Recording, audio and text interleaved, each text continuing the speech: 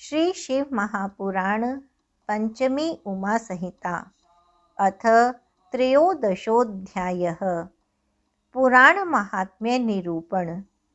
सनत कुमार बोले, हे मुने, जो वन के कंद मूल एवं फल खाकर अरण्य में तपस्या करता है और जो वेद की एक ऋचा मात्र का अध्ययन करता है, उन दोनों का समान फल होता है।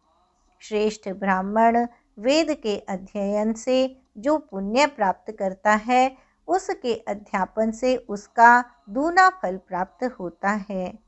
हे मुने, जैसे सूर्य और चंद्रमा के बिना संपूर्ण संसार प्रकाश रहित हो जाता है, वैसे ही पुराण के अध्ययन के बिना लोग ज्ञान रहित हो जाते हैं। इसलिए सदा पुराण का अध्ययन करना चाहिए। पुराण जानने वाला ही शास्त्र का उपदेश देकर अज्ञान के कारण नरक में दुख प्राप्त करने वाले मनुष्य को भली भांति बोध कराता है। इसलिए पुराण का वक्ता सर्वदा पूजनीय होता है। सतपात्रों में पुराण जानने वाला ही सर्वश्रेष्ठ है। वह पतन से रक्षा करता है, इसलिए उसे पात्र कहा गया है। पुराण वेत्ता को कभी भी मनुष्य के रूप में नहीं समझना चाहिए। पुराण का ज्ञाता सर्वज्ञ ब्रह्मा, विष्णु, शिव एवं गुरु है। इस लोक एवं परलोक में अपने कल्याण के लिए पुराण वेत्ता को धन धान्य, सुवर्ण एवं विविध वस्त्र देना चाहिए। जो सज्जन पुराण जानने वाले को प्रेम पूर्वक शुभ वस्तुएं प्रदान करता है, वह परम गति को प्राप्त होता है। जो सतपात्र को पृथ्वी, गऊ, रथ, हाथी और श्रेष्ठ घोड़ा देता है, उसके पुण्य के फल का श्रवण करो। वह मनुष्य इस जन्म में तथा परलोक में सभी अक्षय कामनाओं को तथा अश्वमेध यज्ञ के फल को प्राप्त करता है। जो पुराण वेत्ता को हल से जोती गई फसल युक्त भूमि प्रदान करता है, वह अपने से पूर्व की 10 पीढ़ी तथा आगे आने वाली 10 पीढ़ियों का उद्धार कर देता है। वह व्यक्ति इस लोक में सभी सुखों का भोग करके दिव्य शरीर से युक्त होकर दिव्य विमान से शिवलोक जाता है। देवता लोग यज्ञ, प्रोक्षण, बलि, पुष्पार्पण तथा पूजा से उतने प्रसन्न नहीं होते जितना पुराण ग्रंथ के वाचन से होते हैं। जो शिवालय, विष्णु मंदिर, सूर्य मंदिर अथवा किसी भी देव मंदिर में धर्मशास्त्र का वाचन कराता है, उसके फल का श्रवण कीजिए। वह मनुष्य राजसूय तथा अश्वमेध यज्ञ का फल प्राप्त करता है और सूर्य लोक का भेदन कर ब्रह्मलोक को जाता है। वहाँ सैकड़ों कल्प तक निवास करके वह यहाँ पृथ्वी पर राजा होता है और निष्कंटक सभी सुखों का भोग करता है। इसमें संदेह नहीं करना चाहिए। जो किसी देवता के सानिध्य में जप करता है, वह 1000 अश्वमेध का जो फल कहा गया है, उस फल को प्राप्त करता है। शिव मंदिर में एवं अन्य देव मंदिरों में इतिहास पुराणों के वाचन के बिना शिव जी को प्रसन्न करने का अन्य कोई उपाय नहीं है। इसलिए संपूर्ण प्रयत्न से देव मंदिरों में धर्म पुस्तकों का वाचन तथा श्रवण प्रेम पूर्वक करना चाहिए। वह सभी प्रकार की कामनाओं का फल प्रदान करने वाला है। शिव पुराण के सुनने से पुरुष पापहीन हो जाता है और संपूर्ण सुखों को भोगकर अंत में शिवलोक को प्राप्त करता है। सैकड़ों राजसूय एवं अग्निष्टोम यज्ञ करने से जो पुण्य प्राप्त होता है, उस पुण्य की प्राप्ति शिवजी की कथा सुनाने मात्र से हो जाती है।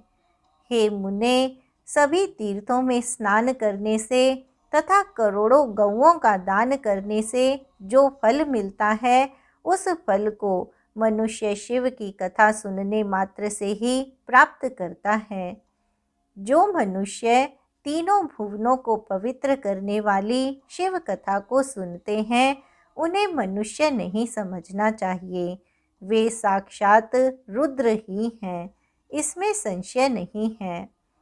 मुनियों ने शिव जी के उत्तम यश का श्रवण करने वाले तथा उसका कीर्तन करने वाले सत्पुरुषों के चरण कमल की धूलि को ही तीर्थ कहा है। जो प्राणी मोक्ष की स्थिति प्राप्त करना चाहते हैं, उन्हें सदा भक्ति पूर्वक शिव पुराण की कथा सुननी चाहिए। यदि मनुष्य पुराण की कथा को सदा सुनने में असमर्थ हो, तो संयत चित्त होकर प्रतिदिन केवल एक मुहूर्त की ही कथा का श्रवण करे। हे मुने, यदि मनुष्य प्रतिदिन कथा सुनने में असमर्थ हो, तो पवित्र महीनों में ही शिव की कथा का श्रवण करे। हे मुनीश्वर, शिव की कथा का श्रवण करता हुआ वह पुरुष कर्म रूपी महारण्य को भस्म करके संसार से पार हो जाता है।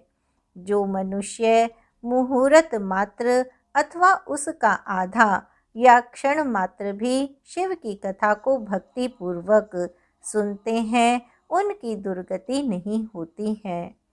हे मुने, सभी दानों अथवा सभी यज्ञों से जो पुण्य मिलता है, वह शिव पुराण के श्रवण से अचल हो जाता है। हे व्यास जी, विशेष रूप से कलयुग में मनुष्यों के लिए पुराण के श्रवण से अतिरिक्त और कोई भी श्रेष्ठ धर्म नहीं है। वही उनके लिए मोक्ष एवं ध्यान रूपी फल देने वाला बताया गया है। शिव पुराण का श्रवण एवं शिव नाम का कीर्तन मनुष्यों के लिए कल्प वृक्ष का मनोरम फल है, इसमें संशय नहीं है। कलयुग में धर्माचरण से रहित चित्त वाले दुर्बुद्धि मनुष्यों के हित के लिए शिव जी ने शिव पुराण नामक अमृत रस का निर्माण किया है। अमृत का पान करने वाला मात्र एक ही व्यक्ति अजर अमर होता है, किंतु शिव कथा रूपी सुधा के पान से संपूर्ण कुल ही अजर अमर हो जाता है। हे तात, जो गति पुण्यात्माओं, यज्ञ करने वालों एवं तपस्वियों की होती है, वह गति केवल पुराण के श्रवण मात्र से ही हो जाती है। यदि ज्ञान की प्राप्ति न हो सके, तो यत्न पूर्वक योग शास्त्रों का अध्ययन करना चाहिए और पुराण शास्त्र का श्रवण करना चाहिए। पुराण का श्रवण करने से पाप का नाश होता है और धर्म की अभिवृद्धि होती है एवं व्यक्ति ज्ञानवान होकर पुनः संसार के आवागमन के बंधन में नहीं पड़ता है। इसलिए धर्म, अर्थ, काम की सिद्धि तथा मोक्ष मार्ग की प्राप्ति के लिए प्रयत्न पूर्वक पुराणों को सुनना चाहिए। यज्ञ, दान, तप एवं तीर्थ सेवन से जो फल मिलता है, उस फल को मनुष्य केवल पुराण श्रवण से प्राप्त कर लेता है। यदि धर्म मार्ग का प्रदर्शन करने वाले पुराण न होते, तो लोक तथा परलोक की कथा को सुनाने वाला कौन व्रती रहता। 26 पुराणों में एक भी पुराण को जो भक्ति युक्त होकर सुनता है या पढ़ता है, वह मुक्त हो जाता है, इसमें संदेह नहीं है। अन्य कोई भी सुखप्रद मार्ग नहीं है। पुराण मार्ग ही सर्वदा श्रेष्ठ मार्ग है। पुराण रूप इस अनुशासक शास्त्र के बिना यह संसार आलोकित नहीं होता है, जैसे सूर्य के बिना जीवलोक आलोक युक्त नहीं होता।